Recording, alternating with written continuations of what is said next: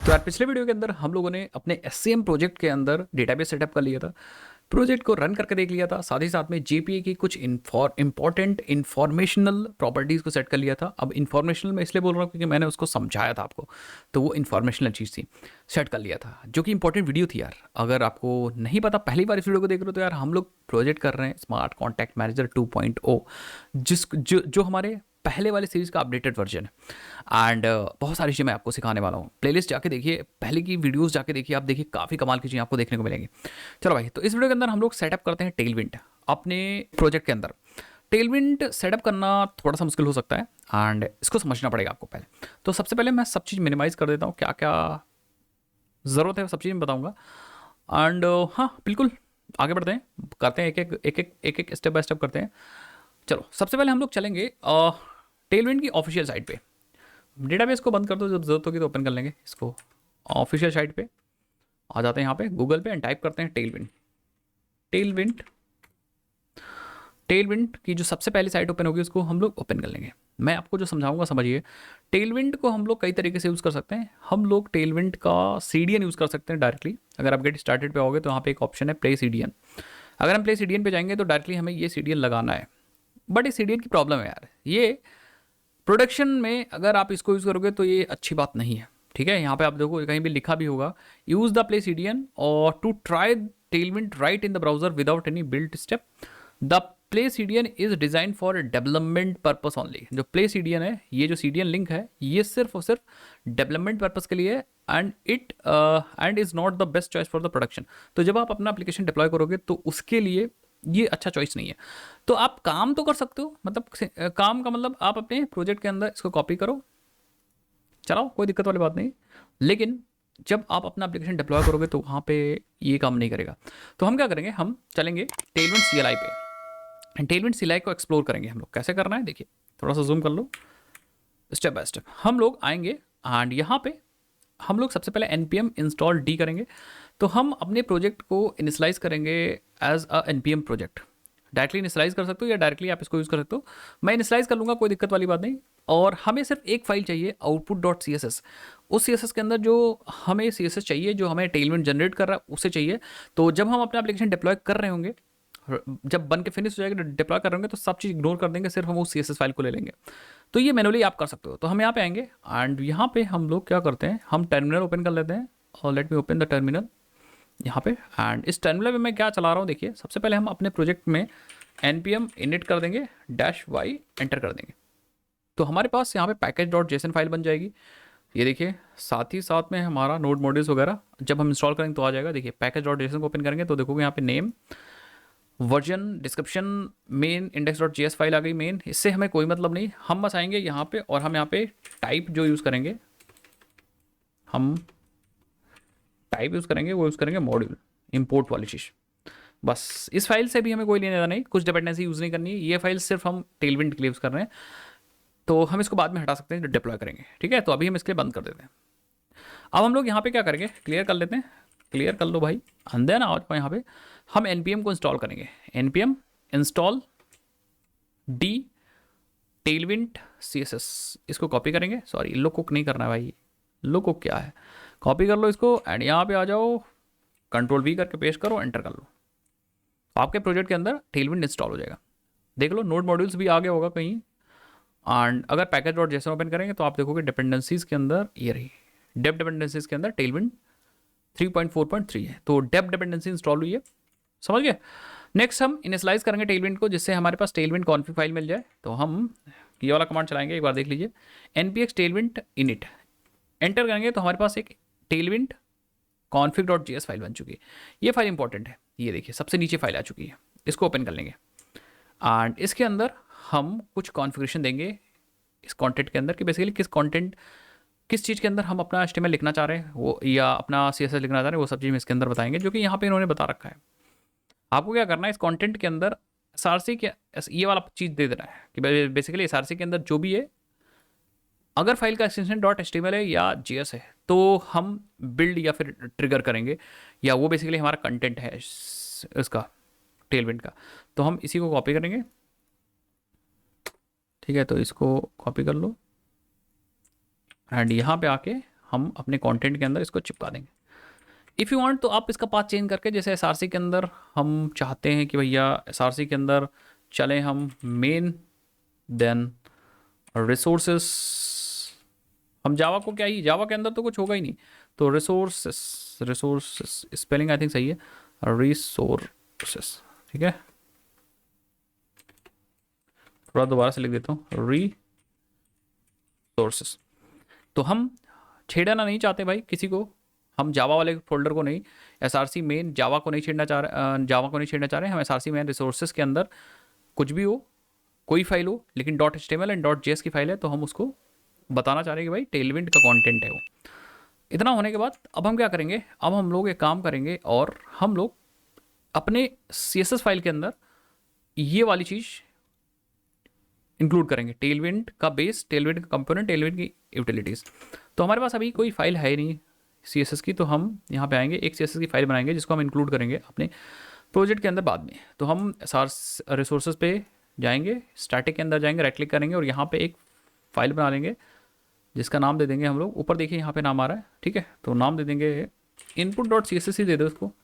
But कहाँ बनी है इसका लोकेशन इंपॉर्टेंट है, इसका लोकेशन क्या है एक बार मैं इसी के अंदर दिखा देता हूँ, इसी के अंदर लिख दो, ये है SRC के अंदर, देन मेन के अंदर, रिसोर्सेस के अंदर, देन स्टैटिक के अंदर, CSS फोल्डर के अंदर ये चीज़, तो इसका लोकेशन एक्चुअली ये है, एंड इसी के अंदर हम वो चीज़ पेस्ट कर देंगे, ठीक है।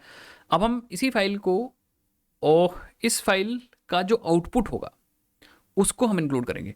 तो हमारा जो आउटपुट बनेगा वो बनेगा output.css फाइल, ओके, आउटपुट बनेगा तो output.css फाइल। तो मैं दो चीज़ आपको यहाँ बताना चाह रहा हूँ, जो हमारी इनपुट फाइल है वो input.css है और आउटपुट फाइल है output.css। कहने का मतलब जो टेलविंड बिल्ड करेगा CSS क्लासेस या CSS, वो output.css के अंदर जाएंगी, output.css के अंदर जाएंगी। तो हमें जो इंक्लूड करना होगा अपने HTML के अंदर वो output.css फाइल इंक्लूड करनी होगी। मैं दिखाता हूँ कैसे। बिल्ड करने के लिए ये कमांड चलाएंगे हर बार जब भी प्रोजेक्ट चलाएंगे हम लोग, ये कमांड चलाएंगे। कैसे चलाना है देखिए, मैं टाइप करके कमांड को दिखाता हूँ। और एक काम करते हैं, हमारे पास कहीं नोट डॉट फाइल है क्या, एक फाइल मेरे को और चाहिए जिसके अंदर मुझे लिखना हो, ठीक है, या फिर हम प्रोजेक्ट के अंदर लिखना भी चाहते हैं, जैसे मैं कुछ बताना चाहूँ, लिखना चाहूँ तो बता दूँ, बट फिलहाल अभी छोड़ दो। अब हम यहाँ पे आएंगे एंड कमांड चलाते हैं हम लोग, यहाँ पे फाइल को बिल्ड करना स्टार्ट करते हैं। क्लियर कर लो, हम लिखेंगे npx टेलविंड CSS और यहाँ आई। अब हमें यहाँ पे इनपुट फाइल देनी है, तो हम कहेंगे इनपुट फाइल हमारी SRC के अंदर, मेन के अंदर, रिसोर्सेस के अंदर एंड स्टैटिक के अंदर, CSS के अंदर, स्टैटिक के अंदर CSS है, CSS तो मैंने लिखा ही नहीं, तो एक काम करते हैं इस इनपुट को CSS के अंदर मूव कर देते हैं। स्टैटिक पे राइट क्लिक करते हैं और एक फोल्डर बनाते हैं CSS, तो हमारे पास स्टैटिक के अंदर एक फोल्डर बन जाएगा एंड ये इनपुट CSS हम मूव कर देंगे CSS के अंदर, यस, ठीक है। तो अब हम हमारे पास input.css के अंदर चले गए, तो हमारा पाथ हो गया SRC main resources static CSS and then input.css। अब हमारी ये इनपुट फाइल स्पेसिफाई हमने कर दी। अब जो ये npx टेलविंड है, इसको मुझे आउटपुट फाइल देना है जो हमारी SRC के अंदर होगी, मेन के अंदर होगी, रिसोर्सेज के अंदर होगी, स्टैटिक के अंदर होगी एंड CSS के अंदर होगी, और उसका नाम होगा output.css। नाम कुछ भी दे सकते हो। साथ ही साथ में हमें लाइव वॉच करना है कि अगर मैं कोई चेंज करूँ अपने कंटेंट के अंदर, चेंज करूँ यहाँ पे, तो हमारा बिल्ड अपने आप चल जाए और इनपुट से आउटपुट अपने आप बन जाए। तो इसके लिए हम डैश वॉच चलाएंगे, एंटर कर देंगे। सो आप देखोगे ये देखिए बिल्ड स्टार्ट हो गया। अब अगर रिसोर्सेज के अंदर कोई HTML फाइल, रिसोर्सेज के अंदर किसी फोल्डर के अंदर कोई HTML और JS फाइल में चेंज होता है, तो अपने आप से ये बिल्ड चल जाएगा। मैं आपको दिखाता हूँ, लेट्स डू दैट। ये देखिए मैंने सेव किया, इनपुट से कोई दिक्कत नहीं, बंद कर दीजिए। तो रिसोर्सेज के अंदर हम लोग यहाँ पे, ठीक है, रिसोर्सेज के अंदर टेम्पलेट्स के अंदर हम लोग home.template को ओपन करते हैं एंड देखना मैं यहाँ पे जैसे लिखूंगा कुछ, सपोज मैंने इसी क्लास में लिख दिया और टेक्स्ट फॉर एक्सेल या 3 एक्सेल सेव किया, अपने आप से बिल्ड हो जाएगा। 2 एक्सेल किया, देखिएगा 2 एक्सेल बिल्ड हो जाएगा। अब हुआ क्या कि ये जो क्लास आपने लिखी उसका CSS जनरेट किया गया होगा, तो वो CSS होगा स्टैटिक के अंदर, output.css के अंदर। ये देखिए ये CSS डायनेमिकली जनरेट हो रहा है। जितनी CSS आप लिख रहे हो उतनी, या जितनी क्लासेस आप यूज़ करोगे टेलविंड की, ये CSS जनरेट होगा। और फाइनली हमें यही चाहिए होगा, CSS, यही CSS चाहिए होगा। हमें इनपुट से कोई मतलब नहीं, हमें आउटपुट डॉट CSS चाहिए बस। तो हमें बस जब भी प्रोजेक्ट चलाना है तो हमें ये वाला कमांड जरूर से चलाना है। ठीक है, इस कमांड को अगर चाहो तो आप कहीं लिख दो, अदरवाइज मैं तो चला लिया करूँगा। ठीक है, सो लेट्स डू दैट। हाँ ठीक है, मैं बार बार बताता रहूँगा तो आप सीख जाओगे। तो हम लोग क्या करते हैं, अपने प्रोजेक्ट के अंदर या अपने फाइल के अंदर आउटपुट डॉट CSS को इंक्लूड करते हैं। देखते हैं भाई कि क्या हमारा CSS चल भी रहा है कि नहीं चल रहा है। तो हम यहाँ पे आते हैं स्टाइल में, और यहाँ पे हेड के अंदर आते हैं, एंड हम लोग लिंक करते हैं स्टाइल। ठीक है, और हमें यहाँ पे देनी है CSS फाइल। तो हम ये जो href एट्रीब्यूट है इसको नहीं यूज़ करेंगे, हम यूज़ करेंगे थाइमरीफ का href, जिसके लिए हम यहाँ पे यूज़ कर सकते हैं डेटा th यूज़ कर सकते हैं। और यहाँ हम एक्चुअली रिलेटिव पाथ पास कर सकते हैं अपने आउटपुट डॉट CSS फाइल का। तो रिलेटिव पाथ पास करने के लिए आप @ यूज़ करोगे, एंड देन इसके अंदर स्ट्रिंग एंड स्लैश स्टैटिक के अंदर CSS डायरेक्टली एक्सेस करोगे, एंड देन फाइनली आप output dot CSS file save कर लो। ठीक है, एक बार प्रोजेक्ट को रन कर लो, रीरन कर लो। तो मैं इसको बंद करता हूँ Ctrl+C से, आगे प्रोजेक्ट को राइट क्लिक करता हूँ एंड रन कर देता हूँ। लेट्स सी, आ जाते हैं अपने प्रोजेक्ट के अंदर एंड अपना प्रोजेक्ट रिफ्रेश करते हैं। लेट्स सी, यस, आप देखोगे हमारा CSS चल रहा है भाई। ये 2XL है ना, वो सब पे चल गया। तो आप कहने का मतलब, अब अगर मैं यहाँ पे कुछ लगाता हूँ, जैसे फॉर एग्जांपल आ जाते हैं यहाँ पे, हाँ ये 2XL हटा देते हैं। ठीक है, हम लोग अब क्लास जो लगाएंगे, क्लास टेक्स्ट 2XL या 3XL, तो थोड़ा छोटा ही लगूंगा मैं, 2XL लगाऊंगा। फॉन्ट बोल्ड, अगर ये सजेशन नहीं आ रहा तो अगर आपको टेलविंड के सजेशन भी चाहिए तो आप एक्सटेंशन में आइए, और यहाँ एक टेलविंड नाम से एक्सटेंशन है, इसको इंस्टॉल कर लिए, टेलविंड CSS एक्सटेंशन, इसको इंस्टॉल कर लिए, दैट्स इट। एंड आप देखोगे तो आपका काम यहाँ पे हो जाएगा। ये देखिए, ये H2 हो गया। एंड देन हम क्या करेंगे, हल्का सा अब हम इस कंटेनर को हटा देंगे, क्योंकि अब हम लोग टेलविंड से सब चीज़ कर सकते हैं। देखिए, हम लोग इस कंटेनर पे BG और टेलविंड से सेट कर सकते हैं। BG grey 200। तो अब देखो BG ग्रे 200 हो जाएगा, ये देखिए। एंड कंटेनर को हटा दो, कंटेनर का आपको इतना मतलब नहीं है। ठीक है, मैं क्या करूँगा, इसकी विड्थ जो है, विड्थ दूंगा 100% नहीं दूंगा, विड्थ आधी दूंगा।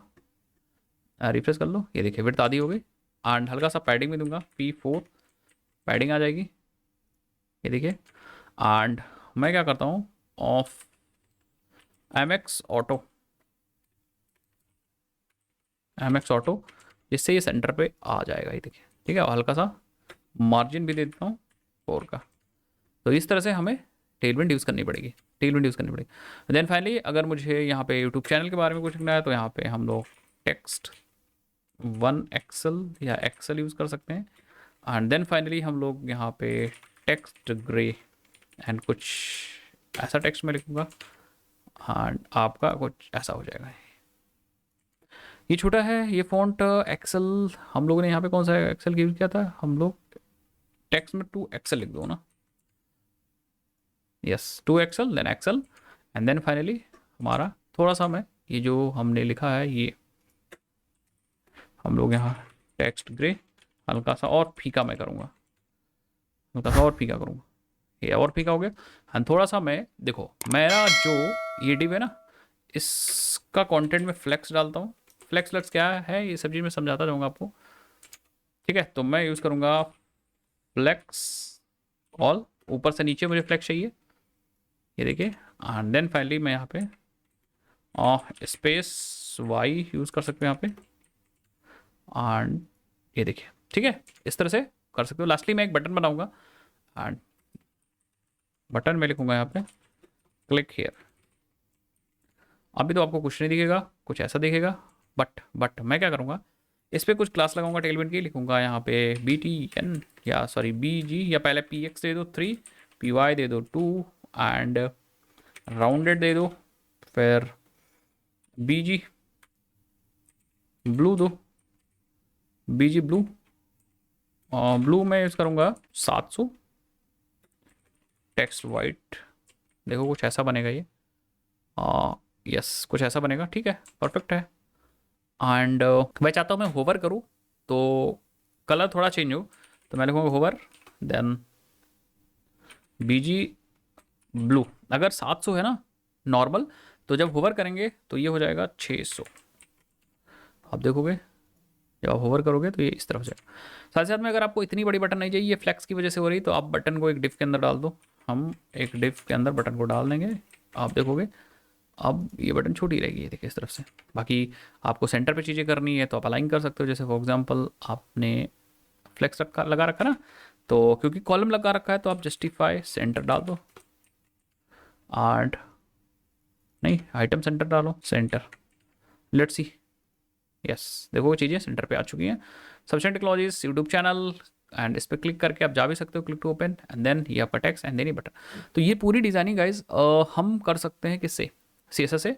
एक चीज़ और बताऊंगा, क्योंकि हमें डार्क थीम और इम्प्लीमेंट करना है, डार्क थीम और लाइट थीम इम्प्लीमेंट करना है, तो मैं एक्सटेंशन इसको पहले तो बंद कर दूँ। हम अपने टेलविंड कॉन्फ़िग के अंदर जाएंगे और यहाँ पे यूज़ करेंगे हम डार्क मोड। डार्क मोड में मैं यूज़ करूँगा, क्लास यूज़ कर लो या सेलेक्टर यूज़ कर सकते हो, ठीक है मैं सेलेक्टर यूज़ करूँगा।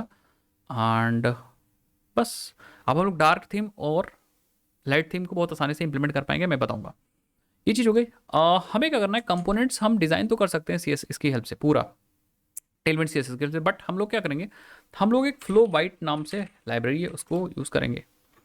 इसके अंदर बहुत सारी कंपोनेंट्स हैं जिसको हम लोग यूज़ कर सकते हैं। जैसे फॉर एग्जांपल अगर हम गेट स्टार्टेड पे चलते हैं तो आप देखो यहाँ पे, ये देखिए हमारे पास बैनर वैनर सब चीज़ है भाई, अवतार बैनर, ठीक है। और ये वेल डिफाइंड रेस्पॉन्सिव है, डेस्कटॉप पे कुछ ऐसा दिख रहा है, मोबाइल पे कुछ ऐसा दिखेगा, सब चीज़ ठीक है। तो अलर्ट अगर आपको दिखाना हो तो अलर्ट कुछ ऐसा दिखेगा, तो इसको हम लोग यूज़ कर सकते हैं अपने प्रोजेक्ट के अंदर। फाइनली सब चीज़, कार्ड है तो कार्ड आपको अलग से कोड दिखना नहीं, कार्ड को हम डायरेक्टली यहाँ से उठाएंगे और यूज़ कर सकते हैं। बैकएंड है तो बैकएंड पे फोकस करो, ये इस तरह से बना सकते हो, ठीक है। नेक्स्ट कैसे यूज़ करेंगे, तो यूज़ करने के लिए बहुत सिंपल है, हम लोग इन क्विक स्टार्ट पे चलते हैं। एंड हमें एक आई थिंक JS चाहिए बस, CDN चाहिए, इंक्लूड बाय CDN, बस हमें ये CDN लगाना है, हमारा काम हो जाएगा। To quick start way to include, हाँ बस CDN डायरेक्टली हम लोग यूज़ कर सकते हैं। इसको हेड में डालेंगे, इसको हम आएंगे अपने home.html के हेड के अंदर डाल दो, थोड़ा सा जूम आउट कर लो, हेड के अंदर लिंक डाल दो, ठीक है। और जावास्क्रिप्ट को डाल दो बॉडी के अंदर, मतलब क्या, मतलब ये है कि बॉडी जहाँ खत्म हो रही है यहाँ पे डाल दो, बस चालू हो गया। अब बीच में अपने कंपोनेंट्स यूज़ करो, मैं यूज़ करके दिखाता हूँ। जैसे फॉर एग्जांपल हमें कार्ड ही यूज़ करना है, क्या इस तरह से बन के आ रहा है कुछ, देखते हैं कौन कौन से कार्ड हैं। कुछ कुछ ऐसा बन के आ रहा है, ज़रा मैं क्या करता हूँ इसको कॉपी करता हूँ एंड यहाँ पे हम लोग पेस्ट करते हैं। ज़रा इसको यहाँ पे आते हैं, जहाँ पे ये हमारा डिव ख़त्म हुआ है बटन के बाद, ये वाला डिव यहाँ पे हम लोग लगाते हैं लो बाइट कंटेंट और यहाँ पे पेस्ट कर देते हैं। अगर हमारा एक कंटेंट बन के आ गया, इसका मतलब हमारा काम हो गया। तो लेट्स सी, हम लोग रिफ्रेश करते हैं, आप देखोगे आपका कार्ड बन के आ चुका, क्योंकि अभी हम लोग लाइट थीम पे हैं तो ये लाइट कार्ड है, डार्क थीम पे जाएंगे तो डार्क कार्ड आएगा। तो बस हमें अब देखो समझना ये है हमें कि हमें कोई भी पेज, अगर किसी भी पेज में हमें चाहिए टेलविंड, तो दो काम करना है। क्या करना है, मैं नोट डाउन भी कर देता हूँ यहाँ पे, ठीक है। हमें अगर किसी भी पेज पे टेलविंड चाहिए, किसी भी पेज पर टेलविंड CSS चाहिए, तो उसके लिए क्या करना है मैं लिख देता हूँ जिससे आप भूलो मत, तो इसको ऊपर कर लो। सबसे पहली चीज़ हमें हमें कमांड चलाना है जिसकी हेल्प से हमारा बिल्ड सिस्टम स्टार्ट हो जाए, इनपुट से कंपाइल होकर आउटपुट CSS बने। तो कमांड हमारे लिए मिल जाएगा यहाँ पे, उसको ऊपर कर देते हैं। एंड नोट से कमांड चल रहा था, तो इस कमांड की मैं बात कर रहा हूँ, इस वाले कमांड की बात। तो ये कमांड हम लोग कॉपी करेंगे एंड यहाँ पे आके चिपका देंगे, ये कमांड हमें चाहिए होगा। तो ये कमांड बार बार कॉपी करके आप पेस्ट कर सकते हो। तो क्यों ना हम इसको कोड के अंदर डाल दें, /कोड, यहाँ पे ये कमांड चाहिए होगा। ओके, नेक्स्ट में हमें क्या करना है, एक बार जब बिल्ड हो जाएगा तो हमारे पास जो सी एस एस बन रही है ना गाइस, वो इस आउटपुट सी एस एस के अंदर बन रही है। तो जिस पेज में भी आपको टेलविंड सी एस एस चाहिए, include output C S S in your HTML। तो हम आउटपुट सी एस एस को HTML के अंदर इंक्लूड करेंगे, तब तक बिल्ड आपका चलता रहेगा। ठीक है, अगर आपको फ्लो बाइट वाली लाइब्रेरी चाहिए, if you want Flowbite, तो आप CDN इंक्लूड CDN या include CSS and JavaScript via CDN using CDN link लगा दिए बस। तो हम लोग नेक्स्ट वीडियो के अंदर क्या करेंगे, ऐसे तरीके से लगाएंगे कि भाई वो अपने आप से ऑटोमेटिक चला जाए हर जगह, जो भी पेज बनाना चाहे सब पे चला जाए। बट ये 3 चीज़ रिक्वायर्ड हैं। ठीक है, सो मैं यहाँ पे कुछ डालता हूँ हेडिंग और लिखता हूँ how to include Tailwind and Flowbite in your HTML file. तो इस तरह से ये कमांड बहुत ज़्यादा इंपॉर्टेंट है। ओके, सो आई होप आपको ये चीज़ समझ में आया होगा। हालांकि ये सब चीज़ हमें नहीं चाहिए, तो ये सब टेस्टिंग के लिए हम लोगों ने किया है भाई, बहुत सारी चीज़ें टेस्टिंग के लिए करनी पड़ती है, सेटअप करने के लिए करना पड़ता है।